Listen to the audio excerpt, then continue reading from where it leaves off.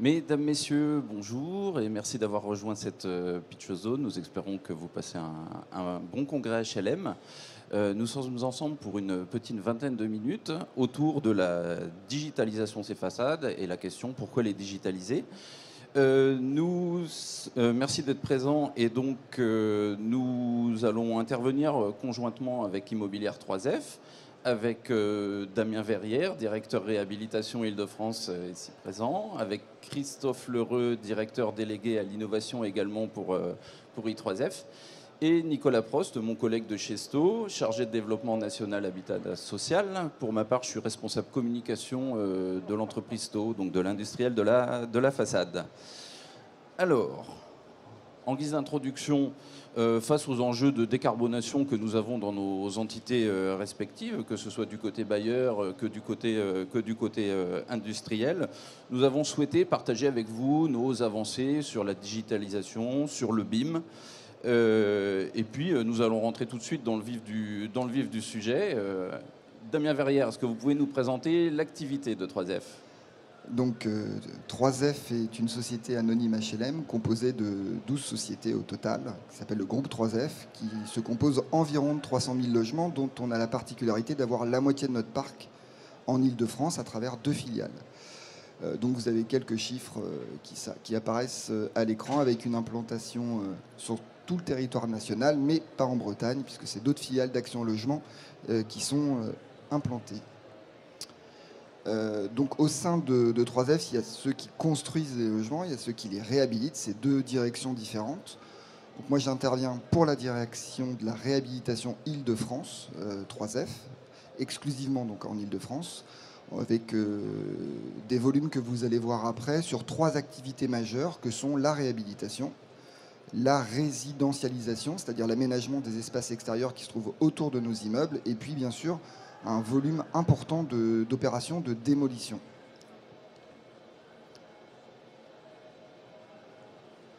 La loi climat et résilience d'août 2021, vous la connaissez tous, a notamment indiqué l'interdiction à la location des logements classés EFG, donc les logements les plus énergivores du parc que nous avons en France, avec des dates d'interdiction, donc les G à partir de 2025, donc c'est-à-dire demain, les F à partir de 2028 et les E à partir de 2034.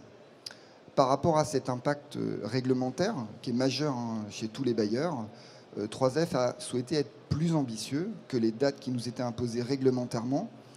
Et c'est ce que vous voyez apparaître là. Voilà, l'ambition de 3F, c'est de traiter par anticipation donc, les classes de logements les plus énergivores, donc les EFG, avec un engagement de traiter les étiquettes F et G avant 2024 et les étiquettes E avant 2030. Donc c'est très ambitieux. Et donc du coup, ça a un impact majeur sur notre programmation de travaux et sur la façon dont on appréhende nos opérations, notamment de réhabilitation. Alors là, je vous ai mis la cartographie du parc francilien à l'échelle de l'Île-de-France, donc, pour Immobilière 3F. Donc, alors j'ai oublié de le faire, je m'en excuse. En fait, 60% de nos logements sont classés en étiquette A à C. Donc on a 40% qui sont de D à F, G. Mais ce qui est important, c'est la partie du parc qui est classée en EFG, puisque globalement, on a un parc qui est plutôt très bien positionné, puisque plus de 85% de notre parc est classé entre A et D. Donc on a 8,6% en E et on a 2% d'F et G. Alors 2%, ça paraît peu, mais à l'échelle de 3F, tout de suite, vous avez le nombre de logements, c'est tout de suite 3000 logements, donc c'est des opérations en plus qu'on avait pu présenter l'année dernière, qui sont d'une complexité assez importante, parce qu'on est sur du patrimoine haussmannien ou du patrimoine remarquable, sur lequel l'intervention est beaucoup plus compliquée que sur des bâtiments classiques dits en béton. Je vais vous présenter rapidement les volumes de parcs traités par an. Donc c'est en moyenne 5500 logements, toute activité confondue. Vous avez, alors je ne suis pas trop fort en couleur, la réhabilitation c'est mauve, bleu c'est la résidentialisation et la démolition elle est en noir. Donc on avait un trend, bon an mal an, de 4000 logements par an traités à l'échelle de l'Île-de-France. On a considérablement augmenté en 2022 et cette année en 2023, puisqu'on est passé de 4000 à 7000. L'investissement, forcément, va suivre le trend des logements réhabilités. Donc on est en moyenne sur 155 millions d'euros d'investissement par an. Mais Karine n'est pas dans la salle. Cette année, on va avoisiner les 200 millions d'euros d'investissement. Donc c'est des sommes qui sont assez considérables pour accélérer la rénovation de nos logements. Merci, M. Verrière. Question maintenant à M. Lheureux. On va parler digitalisation. Où est-ce que vous en êtes jusqu'ici dans la numérisation de votre parc? Oui, merci Christophe. Bonjour à toutes, bonjour à tous. Alors c'est une histoire un peu ancienne, hein, déjà, le BIM, la maquette numérique, la data, plus globalement. On s'est intéressé à ça en 2014, donc il y a presque 10 ans. On pourrait bientôt fêter les 10 ans du BIM et de la maquette numérique. Donc sur une initiative et une conviction à l'époque de notre directeur général du moment, conviction qui a été réaffirmée par les directrices générales qui se sont succédées. Aujourd'hui, Valérie Fournier croit aussi beaucoup au développement de tout ça. Et on a attaqué le sujet par les deux bouts, si on peut le dire comme ça. D'abord par la numérisation du patrimoine existant. Donc aujourd'hui, on a terminé la numérisation de tout le patrimoine en Île-de-France, hein, donc les 120 000, 130 000 logements. Ça a représenté un travail considérable de modélisation d'un peu plus de 7 millions de mètres carrés. Donc on dispose aujourd'hui dans une base de données qui est à BILA développée par Stonal, donc de la description physique et technique de notre patrimoine. Et puis là, en ce moment même, on est en train de lancer une deuxième étape tout aussi importante qui va consister à numériser le patrimoine de nos filiales en région. Donc il y a à peu près le même job à faire pour les 140 000 logements restants.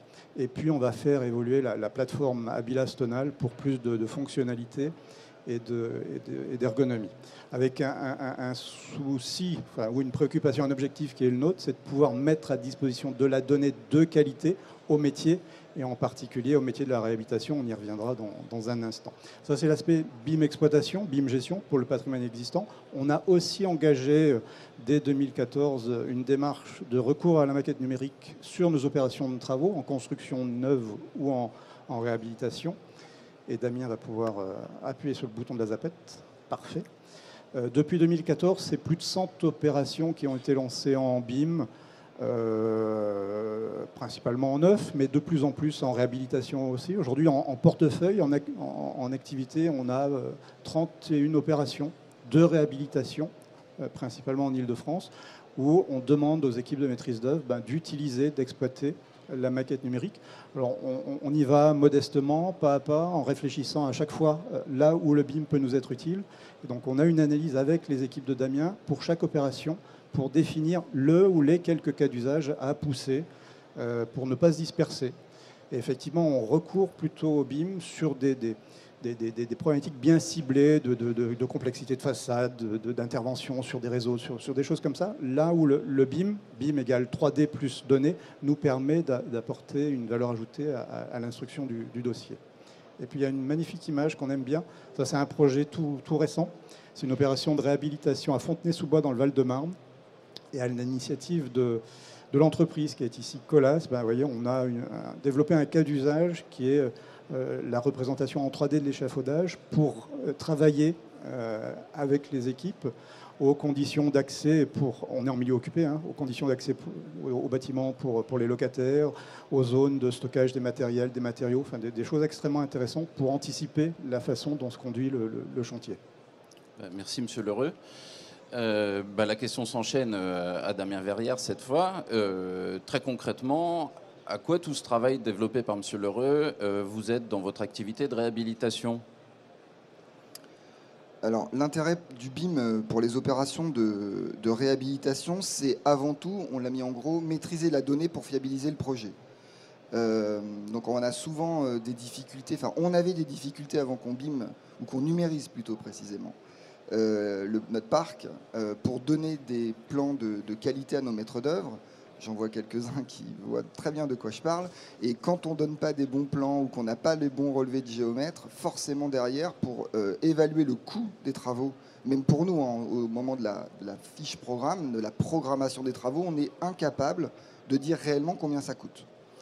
Donc l'avantage aujourd'hui du BIM pour les opérations de réa, c'est donc de maîtriser la donnée. Et ça permet surtout en programmation de travaux de ne pas se tromper sur les coûts, et notamment la façade qui pèse entre 60 et 70% du prix d'une opération. Quand je dis c'est façade plus toiture terrasse plus menuiserie extérieure. Donc ça nous permet de maîtriser notre coût financier. Pour les équipes de conception, c'est plutôt plus facile. En tout cas, ça leur permet de conforter ce qu'eux ont calculé avec nos propres plans. Et puis, ça nous permet de détecter des conflits qui sont parfois assez intéressants entre ce qu'a chiffré le bureau d'études, ce que nous, on a dans notre base de données, et en fait, on ne s'y retrouve pas, et ça nous permet de challenger notre propre donnée. Donc, c'est plutôt assez positif. Et en fait, comme on aime bien faire des cas d'usage, on aime bien le partenariat, on aime bien expliquer nos problèmes aux industriels, parce qu'ils ont parfois aussi des solutions à nous apporter. En tout cas, c'est du partage d'expériences réciproques, et on va voir dans ce qui va suivre, qui va être présenté par Sto, une opération d'Immobilière 3F à Carrières-sous-Poissy, sur lequel ils nous ont proposé un partenariat qu'on a accepté et que je vais vous laisser présenter. Merci Damien Verrière. Nicolas Prost, est-ce qu'on peut rentrer dans le vif du sujet et juste avant présenter rapidement Sto? Oui, alors déjà bonjour à toutes et à tous, merci beaucoup pour votre présence, et je tenais à remercier également l'Immobilière 3F, Damien Verrière et Christophe Lheureux pour leur participation à cette conférence.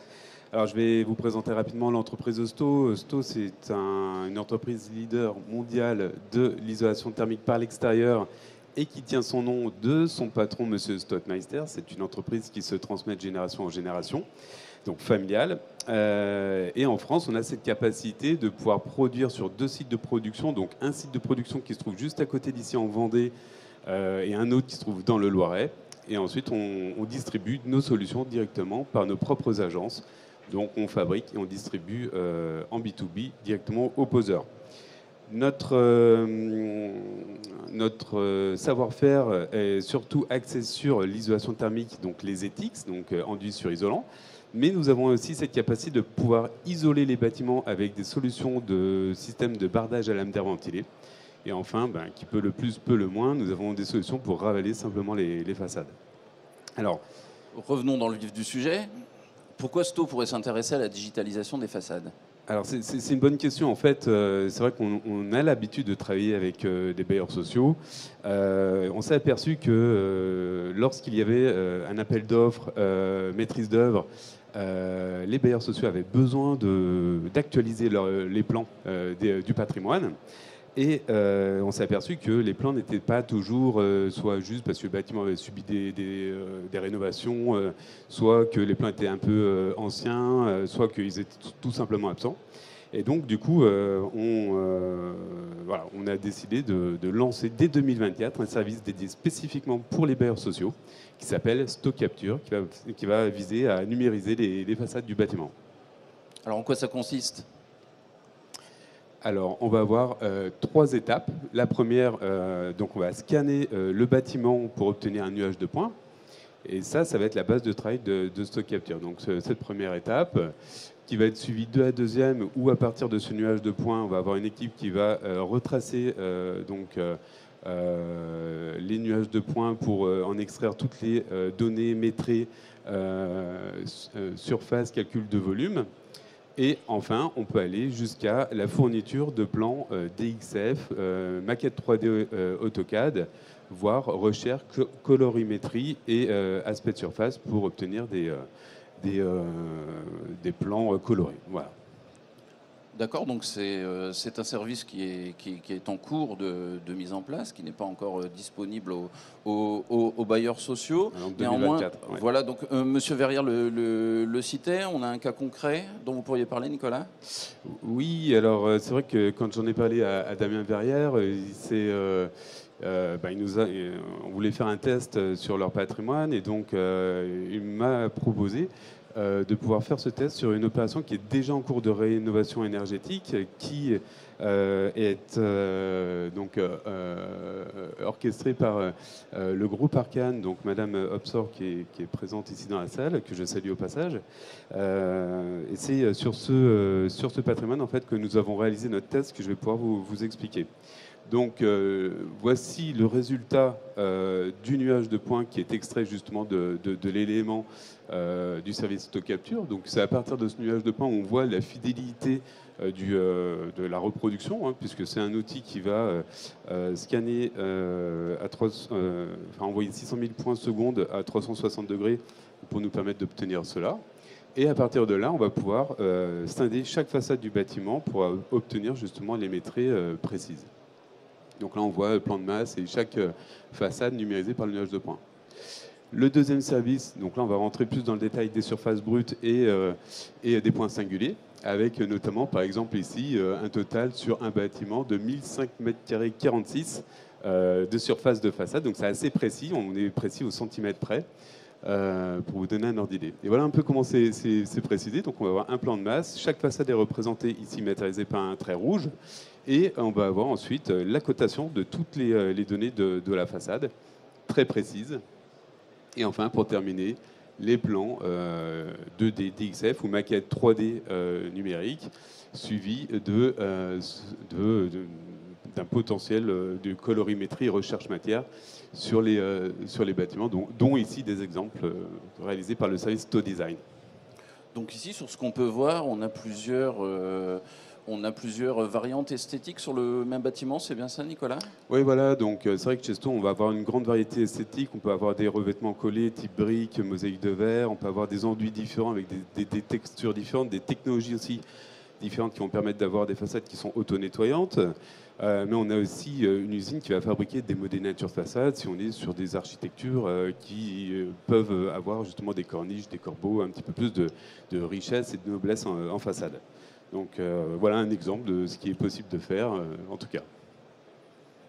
Très bien.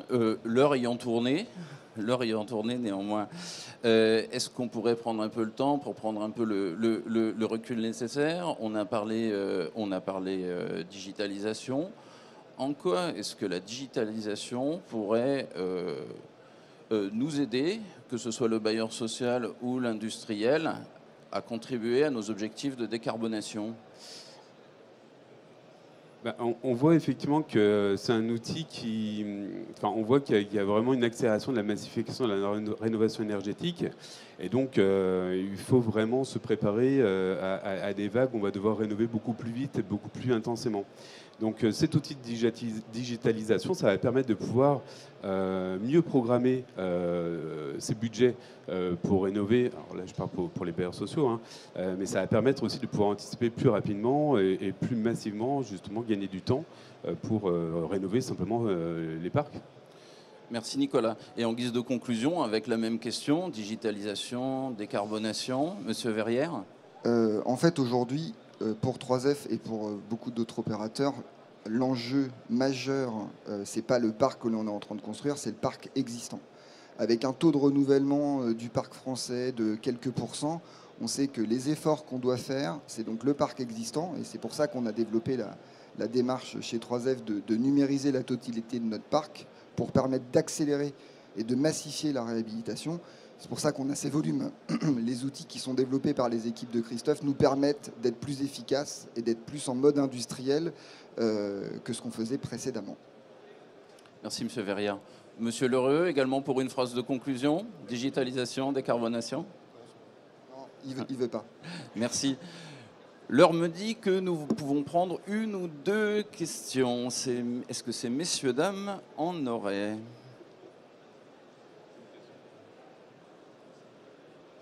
Une question? Madame? Attendez. Oui, bonjour. Bonjour. Je m'appelle Nathalie. Je voulais savoir si vous aviez, dans l'objectif de la décarbonisation, réfléchi à des solutions d'IRVE. Bonne question. Oui, donc on réfléchit à tout ce qui est IRVE dans nos opérations de réhabilitation. C'est des sujets qui sont un peu compliqués aujourd'hui, à savoir comment est-ce qu'on peut raccorder les voitures en fonction des points EDF. Donc oui, c'est des choses sur lesquelles on réfléchit. Là, on n'était que sur le bâtiment. Donc on y réfléchit plutôt lorsqu'on intervient dans le cadre d'une opération d'aménagement des espaces extérieurs. Sur celle-là, on n'a pas réfléchi, mais en tout cas, on est dessus. Merci madame. Je ne sais pas. Je crois que nous sommes arrivés au bout du timing, au bout du temps imparti. N'hésitez pas en tout cas pour Sto à poursuivre les discussions avec nos équipes sur le stand J28 qui est juste derrière. Un grand merci pour votre participation, messieurs, dames, et une très bonne journée. Merci à vous.